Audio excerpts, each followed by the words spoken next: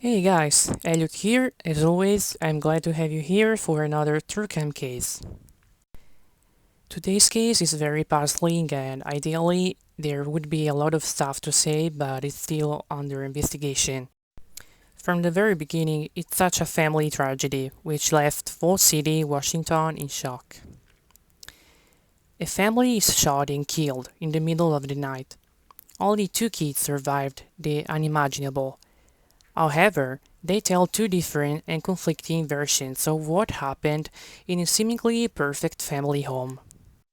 Being a recent case, it took place in October 2024 in Washington state. Let's try to address the first question. Who were the Humiston? Mark Humiston was the dad and he was born on August the 29th, 1981. He moved to Texas when he was little. He got a bachelor's degree in electrical engineering at the University of Texas. At that moment, he moved again to Seattle, where he met his future wife Sarah at the church. Mark Humiston worked as an electrical engineer at Hargis Engineers in Seattle. Sarah was born on November the 17th, 1981, same age as her husband Mark. Sarah was big into music, playing both the piano and flute, and attended the University of Washington, at the end of which she got a degree in science in nursing. Sarah worked at the Swedish hospital as an oncologist nurse. However, at a certain point, Sarah decided to dedicate to her amazing children, so she became a full-time mom, even homeschooling them. This decision expressed their deep commitment to their family's values and education. The Humiston were a very religious and devoted family, attending church regularly and trying to put God ahead of their thinking. Nevertheless, they were well respected and known in their neighborhood, just a normal family like many others. There was nothing unusual about them. The Humiston children were described by their neighbors as polite and well-mannered. Mark and Sarah had 5 children together. Two of them will turn out to be very important in our story. But since they're still minor, we'd better not tell their legal name, also for privacy reasons.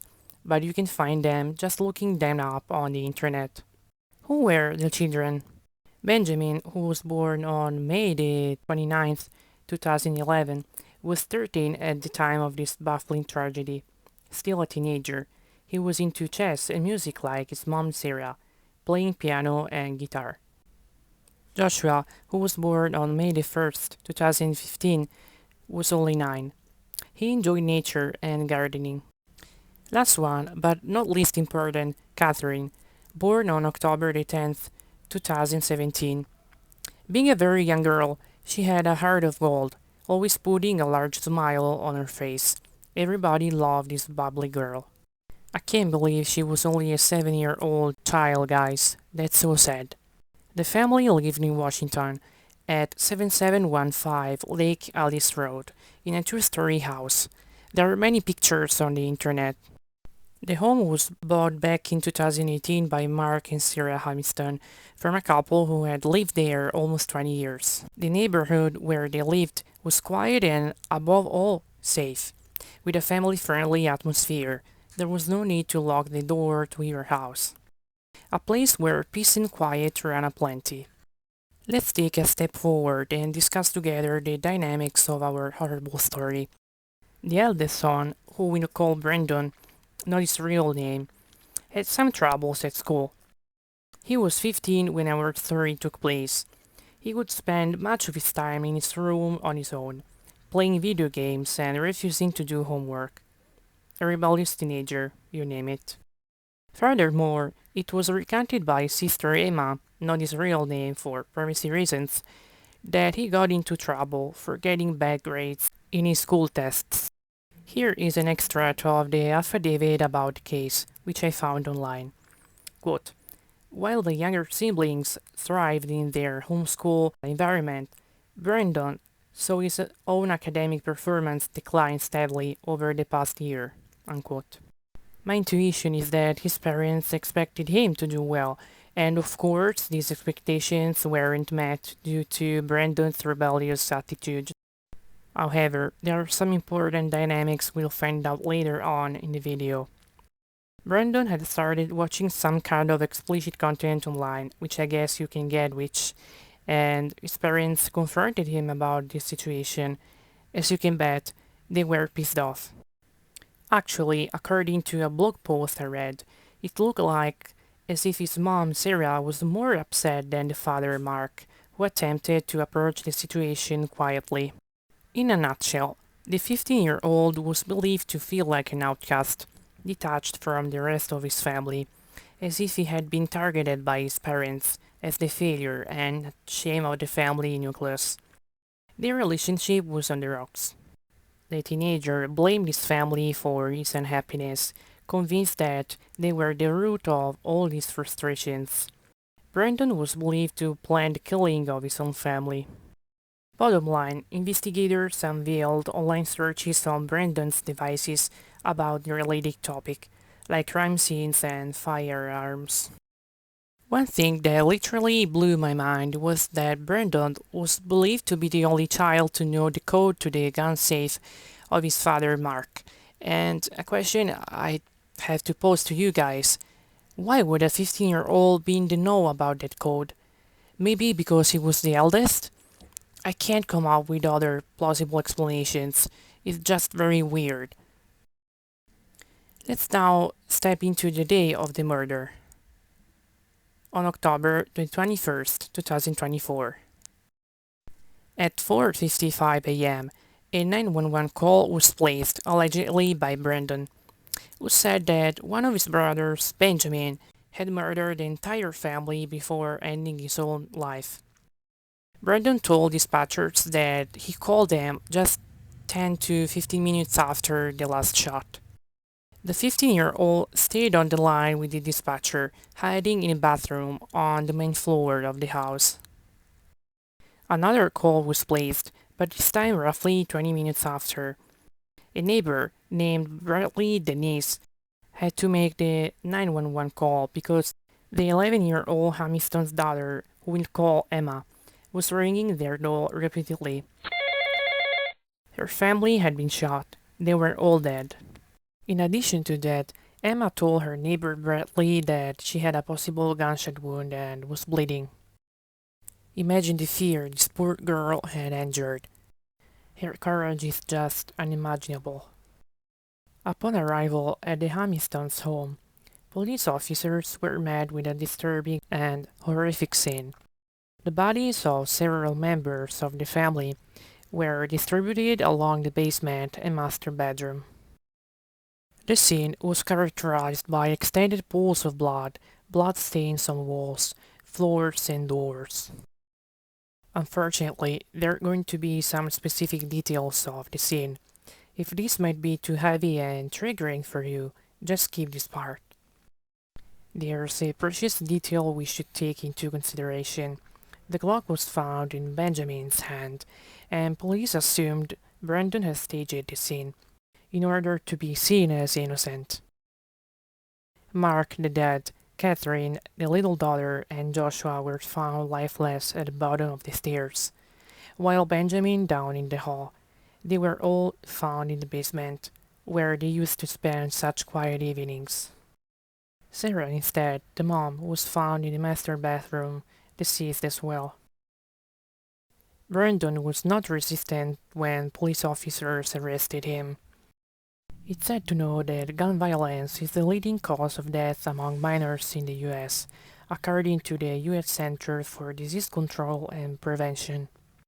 Over 1,100 children and teenagers died in mass shootings in 2024, according to the archive. Emma was taken to the hospital to receive proper treatment.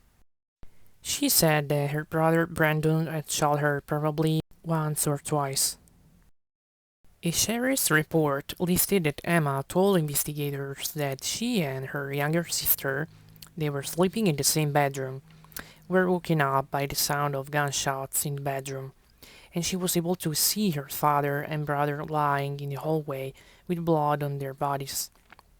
Then she saw her 15-year-old brother touching the necks and chests of the other family members, to see if they were alive. The girl later told investigators that Brandon was the only one of the siblings who knew the combination to a gun safe in the home. Afterwards, she then heard another gunshot. Her sister Catherine fell to the ground. She knew that Brandon was after her, and she was in fear. Emma tried to act as if she were dead, holding her breath and not moving, in spite of the overwhelming shock and pain. At this point, Brandon assumed she was dead, so he left the room without checking. Can you imagine how brave this girl must have been? Being only an 11-year-old, she had to act quickly, with no time to waste. Emma knew it was her only chance, so she jumped from her room's window and ran to get help. She recalled that her brother Brandon was on the phone in the meantime, probably dialing 911. The following day, on October the 22nd, 2024, an autopsy was performed and, starting from the dead mark, he had sustained multiple gunshot wounds. As for Joshua, one of the killer's brothers, he got a gunshot wound in his forehead. For Catherine, the youngest, she had gunshot wounds too. On October the 23rd, 2024, the autopsies of Sarah, the mom, and Benjamin were conducted.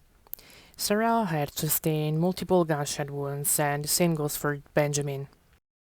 I decided not to provide too many specific details due to the brutality of these shots, guys. I know that there might be some of you particularly sensitive to blunt and explicit details, so that's why. What I appreciated about Emma is her being determined and relentless to help police with their investigation into the massacre, giving useful and essential insights into what had happened that day. Her testimony aligned with the forensic evidence. Based on the autopsy results as well as forensic evidence found at the scene, it was clear that Brandon had to be the true culprit and was charged with the murders. In a motion filed on November the 5th, 2024, the King County Prosecuting Attorney's Office disclosed there is photographic evidence showing items from the home were altered or removed. Soon after the murders, the court ordered the 15-year-old to have no contact with his surviving sister, according to Casey McNerney with the King County Prosecuting Attorney's Office. The point we should try to make is that this kid tried to blame it on Benjamin. He staged the scene to make his brother look like the perpetrator, but little did they know police were just a little smarter than him. Investigators found no gunpowder residue or blood transfer on Benjamin. Brandon has been held in juvenile detention. There are many charges Brandon has been charged with by prosecuting attorney Lisa Mannion. 5 counts of aggravated murder in the first degree and 1 count of attempted murder in the first degree. A question at this point pops up. Would you think Brandon had to be treated as an adult or still as a minor in the trial? We specified beforehand that he was 15 at the time of the murders. Well, we still don't know whether the court is going to treat him as an adult, but if treated as a juvenile, there might be guidelines for juvenile sentencing focused more on rehabilitation and definitely a limited incarceration period window. However, we should pay attention to the fact that these were brutal crimes, paving the opportunity for a blended sentence. In other words, Brandon might be held in a juvenile facility but then sent to an adult court once reached adulthood. If he had to be treated as an adult instead, the prosecution could apply adult criminal charges. His first hearing was scheduled on October the 25th, 2024, in Seattle. After this first hearing, it was determined that another hearing had to be scheduled in June 2025. It seems like it didn't really take place. There were other details that needed to be collected. It has now been 1 year since the Humiston family massacre. It seems yesterday when all these lives were cut short. A King County judge expressed frustration at how long it is taking to determine whether the case will be moved to adult court. Well, long story short, maybe this hearing could have been scheduled in September, just a month ago, but back in July 2025, the defense team filed a motion asking that the hearing be put off to October 2026, basically 2 years after the incident occurred. Judge Veronica Galvin denied the October 2026 request and instead set a decline hearing sometime in April 2026, but the date is still to be determined. The children's maternal grandmother has come forward and explained that Sarah was abusive towards her children. In addition to that, it seems like many elements of this chaotic puzzle are trying to fit in, defining a clear picture of the dynamics in the Humiston family. Sticking to defense documents, some of the elements were isolation, religious extremism, and alleged abuse in the household. A family dominated by extreme religious beliefs, for instance, concerned over the COVID-19 vaccine.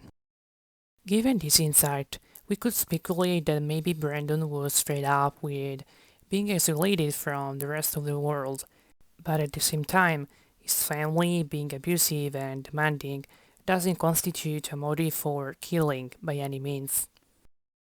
The children were homeschooled, so that element is important too. Perhaps Brandon wanted to attend a regular high school in order to socialize with other teens.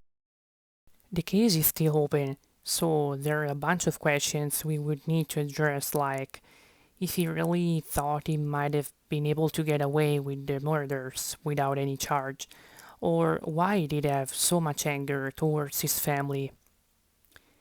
I get that maybe he was navigating a way more complex stage of his life as a teen, but at the same time, it's just unfair that all his family members had this horrible destiny. There are no words to express the atrocity of what happened, and my heart goes to all relatives and friends, but especially to Emma, who stood out to defend her family, being the only one survived this horrible tragedy. I feel like her mom and dad would be proud of her. It's unthinkable that this poor girl, along with her brother and little sister, were deprived of the possibility of being raised by their loving parents.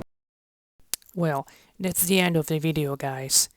See you in the next episode. Until then, stay safe and stay aware.